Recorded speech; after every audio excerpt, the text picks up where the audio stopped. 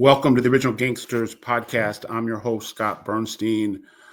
I want to do an update on the state of the Gambino crime family right now, talk about the reemergence of Ronnie One-Arm Truchio and where the Gotti faction stands right now in relation to Ronnie One-Arm coming back on the scene in the last 6 months in relation to the three separate camps that exist within the Gambino crime family right now. It's a very tenuous, fragile balance. And just wanted to kind of give us an update midway through the summer. And I've been getting some fresh intel on the Queen's crew, the Gotti faction, and I wanted to let everybody know what was up. So we all know that OG Ronnie Truchio, Ronnie One-Arm, came home from prison early around last Thanksgiving, did 21 years, I think, on what was supposed to be a life sentence. But because of his medical condition, he was able to get a compassionate release, came home. And what I'm told is he's back in the mix. He doesn't really care about the fact that he's, on supervised release, has kind of a lifetime parole, a lot of restrictions on who he can and cannot meet with. But I'm told that he jumped right back into the deep end. And right now, he is Gene Gotti's number two. He got his stripes back, and Gotti has been discussing the possibility that Ronnie One-Arm will become either acting underboss or possibly underboss of the Gambinos in the future. I'm also hearing about the bad blood that still exists between the Trucchios and the Corozos. And that plays into some of the politics here. Jojo Corozo, longtime consigliere, passed away only like a week or two after Ronnie One-Arm walked out of federal custody. Jojo had an issue with Ronnie's son, Alphonse, who became a capo and replaced his dad, and is now on the shelf because of that incident with Jojo. And we'll get into that in a moment. Little Nicky Corozo is the head of one of these factions. And this is kind of the Gotti regime, or the former Gotti regime, kind of splitting in two, because the Gottis and the Corozos for a long time were one group together. And I'm told that that's not the case anymore, that Gene Gotti and his guys are one group, and Little Nicky and his guys are another group. Truchio was close with the Corozos as well as with the Gottis. I think that there still has not been complete resolution to what happened with his son. He feels like from what I'm told, feels like his son was mistreated, or the situation, maybe that's the wrong way to say it, that the situation was mishandled, and that I'm told that Ronnie thinks that him and his son were taken advantage of, that certain rackets and monies that belonged to Ronnie, and that were helping Ronnie through his bid, were taken away from him, allegedly, after the altercation between Alphonse Truchio and Jojo Corozo, which happened at a pretrial defense team conference, where Alphonse was, I don't know if he was necessarily opposed to a global plea or opposed to certain factors of that global plea that he felt reflected poorly upon him or implicated him in things that he didn't feel comfortable being implicated in. Narcotics trafficking, I think, was at the center of some of this. And things got heated, and there were verbal barbs volleyed back and forth, and then there was some type of contact, I think, made, or I've been told, made between Alphonse Truchio and Jojo Carozzo, little Nicky, the son that's the attorney. They were all there. I think the attorney's son also, or little Nicky and Jojo felt that that the attorney Carozzo was being disrespected, and Alphonse Truchio, lost his stripes, and to this day he's on the shelf. He did his prison time, just like the Carozzos did, just like his dad did, and toed the line and didn't do any cooperation or anything. It was just simply the issue with him and Jojo Carozzo, which is, understandable in a certain regard. I don't know all the specifics, all the fallout. I just know that Ronnie doesn't feel like him and his son were, that the situation was handled properly in relation to him and his son. I don't know if that means that Ronnie doesn't think that his son should have taken a demotion. I don't know if that means that Ronnie thinks that there should have been some type of censuring and then Alphonse being allowed to come back. But whatever the case is, Alphonse is not back. His dad is out and about, 74-year-old Ronnie Truchio, back in the game and, back on the move. But Alphonse Truchio, everything that I've been told, a younger guy, he's under 50, was a really young capo, had a lot of responsibility at a young age. And he owns a restaurant now in Long Island, I think in Merrick, and is just, I heard it's a great restaurant and that it does well, and he's keeping his head down. His best friend, Mike Roccaforte, is now the skipper of that old crew, or acting skipper, along with Tommy the Monk Sassano. But Ronnie Truchio now is back. He is allied with Gene Gotti. He is not on good terms with little Nicky Carozzo, and is basically, from what I understand, doing most of the communications and a lot of the heavy lifting day to day for Gene Gotti and that Gotti faction. That he is the conduit to the Sicilians. And we haven't even mentioned them yet. And we're almost 10 minutes into this video. The ruling Sicilian branch of the Gambino crime family. There's been a lot of speculation, who's in charge. I'm here to report Sicilians are still in charge. Is it a looser grip? Yes. Are they fending off a lot of, a lot of people coming at them, trying to unseat them? Yes. Is it going to turn violent? Probably not. That's just not where that's not what happens in the 2020s. I know that there was a vandal, I've reported this before. Little Nicky had his house vandalized around Valentine's Day. There was the alleged stick up at Blaze Carozzo's social club. And not everybody's happy with the leadership of the crime family. Lorenzo Menino and Italian Dom Sheffalu have had control, and then before that, Frankie Boy Cali, before he was killed back in 2019 by the mentally disturbed Staten Island guy.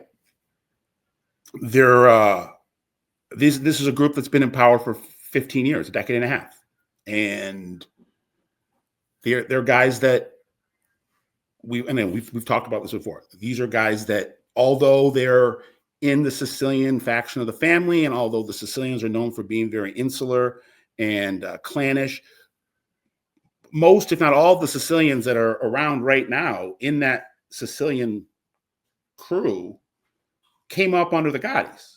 Came up under Jackie the Nose D'Amico, Patsy Conti, the Cherry Hill Gambinos. These were guys that got their button in the Gotti regime. And it looked like everything was copacetic. There weren't really any issues with the rank and file and the administration through, a good chunk of the last decade and a half. At some point in the last couple of years, things began to fray. And that's where we're at right now. We have these three competing camps: the Gotti crew, the Gotti faction in Queens, Little Nicky Corozzo, and the Sicilians out of Brooklyn. And now Ronnie has put in his, has pushed all his chips in with Gene Gotti. And Gene Gotti, like Little Nicky Corozzo, has made it known that he is not happy with the way the family's being led right now. But again, even though Nicky Corozzo and Gene Gotti both have the same opinion of leadership, they are not in coordination with each other, which makes this a little bit more complicated than you might think it would be. Little Nicky, we were told and we've reported, was angry, felt like he got passed over for the consigliere job, where Lorenzo and Dom Cefalù chose Big Louis Valario, who also comes from the Gotti camp. So there's a lot of moving pieces here. And we know that it hasn't been a situation where the Sicilians have alienated the Gotti loyalists. They've made the Gotti loyalists part of the pecking order and the hierarchy. Right now, Lenny Di Maria is the underboss. He's Little Nicky Corozzo's best friend. He's also a Gotti guy. So from what I can report and from people that I'm talking to, there's a lot of responsibility right now on guys like Lenny Di Maria and Ronnie Truchio, who went from, 20 years of college and being removed from the hectic day-to-day machinations of New York City, La Cosa Nostra, and now he's mediating a lot of consternation. But it shows you how trusted he is. It shows you how capable he is, and that he is hasn't lost a step despite the worries about his health and being a little bit older. But he is speaking for Gene Gotti right now. I'm told that just like Lenny Di Maria, who's right underneath Lorenzo and Dom Cefalù, I'm told that Ronnie is on good terms with the Sicilians, that he credits the Sicilians for stemming off potential violence against his son, that there were rumblings when Alphonse Truchio was in prison, when he was coming out about, I think 4 years ago, there was some discussion about the Corozzos wanting a pound of flesh, that they weren't going to kind of let bygones be bygones with what had happened in that pretrial conference and the contact that was made between Alphonse and Jojo. And Ronnie reached out from prison, and the Sicilians stopped it and protected Alphonse despite him being on the shelf. I'm also wanting to report that there were a lot of rumors and speculation that with Ronnie coming out and with Mike Roccaforte being upped into a skipper spot or an acting skipper spot, that the ground was being primed or paved for Alphonse Truchio to return. I'm told that's not on the table right now. That's not even being discussed. But Ronnie is running a lot of interference right now for Gene Gotti and the Sicilians. He's communicating with the Carozos via Lenny DiMaria, and that Lenny DiMaria is understandably thinking about tapping out and going back in, going into retirement, or at least semi-retirement. And as he's contemplating this, they got to figure out who's going to take the underboss spot. There was talks back at the end of last year and early this year that it could be Gene Gotti. And now I'm being told that Gene Gotti kind of wants to be the guy behind the guy and is putting up Ronnie One-Arm Truchio for either the acting underboss spot or the underboss spot. So, we'll keep an eye on this. Ronnie and the Carozos back in the day were running a lot of the Gambino action, if not all the Gambino action in Florida. Ronnie was in charge of all the Gotti era, or the early Gotti era, JV mobsters, the guys that were the sons and the nephews of the original Gotti guys, a lot of Junior Gotti's friends and inner circle. They called themselves the Young Guns or the Liberty Posse. And those were the guys that Ronnie One Arm was in charge of back in the 90s and into the early 2000s. These were cowboys. And, Ronnie is one of those guys, I'm told, he can run with the Cowboys, and he can, twirl that 6-shooter just as much as anybody, but he also can sit down and be a diplomat and politic. That he's one of those rare mob guys that can do it rough and can also finesse it. So he was, he was the, he was like the captain of a pretty rowdy ship back then. And there were a handful of murders that he ended up copying to and was convicted of during that time period. And then in the late 90s, mid to late 90s, and things that were going down in Florida. And that's when him and the Carozos were on great terms. They were very close friends. He goes to prison. Alphonse takes over the crew. And from, all reports, did a pretty good job for a young guy, skippering a crew of his own. But things went south during their case, and the emotions got the better of him. And he's paying. He's accountable for it now. He's paying the consequences. Who knows if he'll ever come back? I suspect he most likely at some point down the road he'll be back. But right now he's a regular civilian. I think he's 48, 49 years old, running his restaurant. And Ronnie is a separate entity than his son right now. Mike Roccaforte, separate entity than his son right now.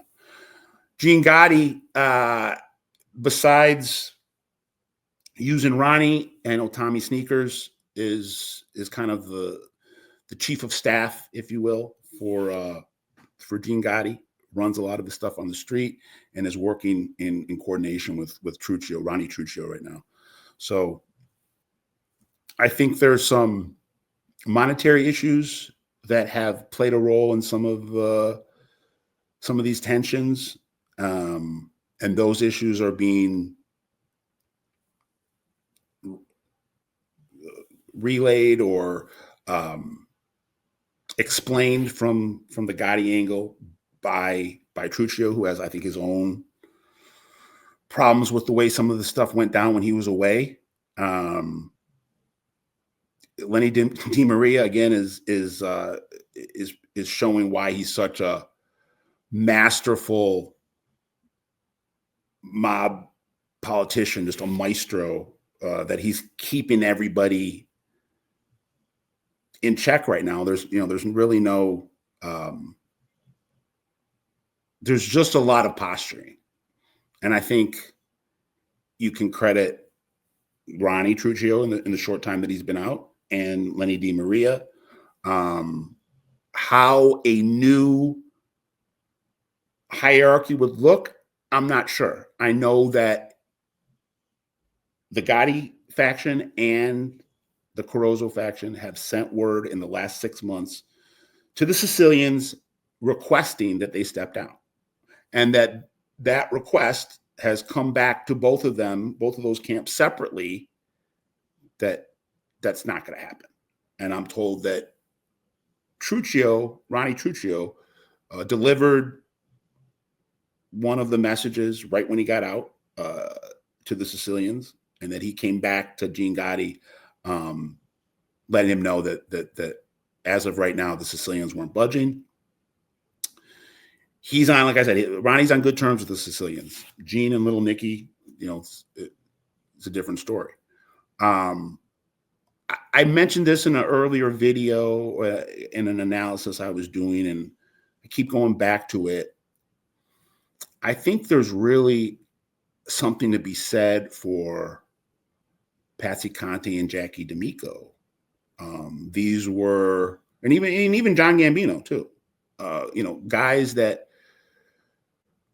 were either part of the Sicilian faction or oversaw the Sicilian faction, and they were around until not that long ago. Jackie died 2 years ago.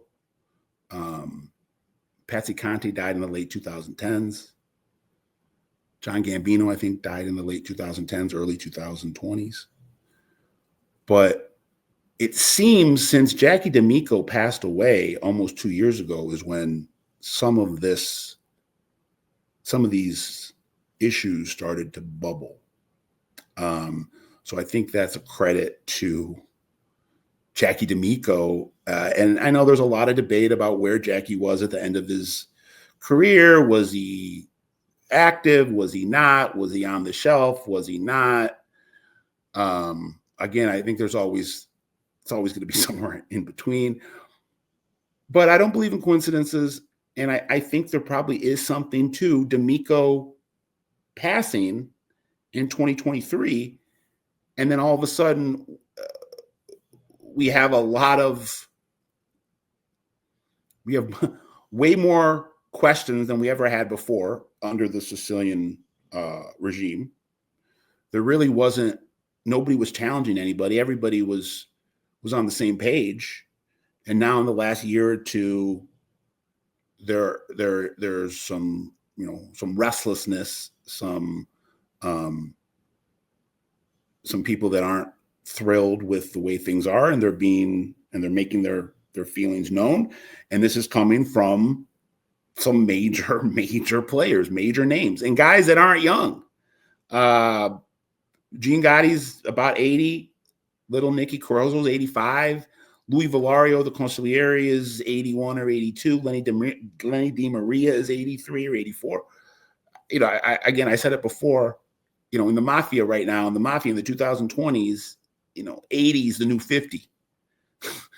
And I think there's a lot of reasons for that. And we could probably do 10 shows on why that is, that there's, the OGs are having to carry a lot of weight late into their lives. Maybe it speaks to the lack of great leadership in the lower levels of these organizations, that they haven't been able to rise in the last 10, 15 years in some cases, which leaves a lot of the administrating to guys that should be on a beach in Florida playing shuffleboard court, playing on a shuffleboard court, playing bocce ball or golfing the day away, not sitting in Queens or Brooklyn mediating mob disputes. But that's where we are right now. And a lot of these guys don't want to tap out. So I can say right now that the Sicilians are still in charge. Lorenzo is acting boss. Dom Sheffield is the official boss. Lenny DiMaria is still the underboss. And Big Louis Valerio is consigliere. And that the Sicilians, even though they've had Gotti guys in spots of the administration, Mickey Boy Paradiso, Lenny DiMaria, it hasn't had the desired effect, at least more recently. So, but Ronnie One Arm is, coming in like a wrecking ball. And I think he might be a big X factor in getting this fixed. So that's probably kind of my big takeaway here is that, out of nowhere, I mean, nobody knew that Ronnie would ever see the light of day again. He was serving life sentence, number of murders. It didn't look like he was going to get out. And not only is he out now, he might be a catalyst in getting the ship righted. And how that turns out over the next, until the end of the year, I don't know. I know that right now it's, like I said, it's tenuous. And I know that the Sicilians, as of the last couple months, didn't want to give up the power. And then even if they did give up the power, how does it get divided up between Gotti and Cosa? These are all, questions that still need to be answered. But I think we're getting a little bit more clarity now that Ronnie, learning about the role that Ronnie One Arm is playing. He's been welcomed back with open arms by everybody, all the families. He's a guy that, he's not paying for the sins of his son. He's not paying for the sins of his forefathers or, stuff like that. He's come back kind of out of nowhere, and it's 0 to 100. And he might be the saving grace. I think that's my takeaway here. And don't be shocked if he has an administrative post before the holidays. And how is he doing this with his supervised release and his the restrictions that he has to abide by? That's why he is who he is. He's clever. He's stealth. I don't think this is a situation where he's being where he's being dumb about it. I think he's being really smart about it. And business as usual. It's like nothing's changed in Queens, even though a lot's changed. But you got guys like Tommy Sneakers and Dean Gotti and Ronnie Truchio. It's like the 80s or the 90s all over again. So we'll keep you updated. I always got my finger on the pulse here. I'm talking to guys in all the 5 boroughs all the time, and giving you guys the insight that you're always going to get here at Original Gangsters Podcast. So that's the update with the Gambinos and Ronnie One Arm Truchio. I think we'll be hearing a lot more about Ronnie and how he plays a central role in things going forward. Whether that means we're sticking with the Sicilians and there's going to be this balance and this kind of tightrope act, or does it mean that Sicilians step away and Ronnie and Gene take the family and have to give little Nicky, a piece of the pie as well? Or does little Nicky take the family and ends up having to give Gene and Ronnie and Tommy Sneakers a piece of the pie? We'll see. Please like, share, and subscribe. Original Gangsters Podcast, uncovering the underworld, one city, one region, one country at a time.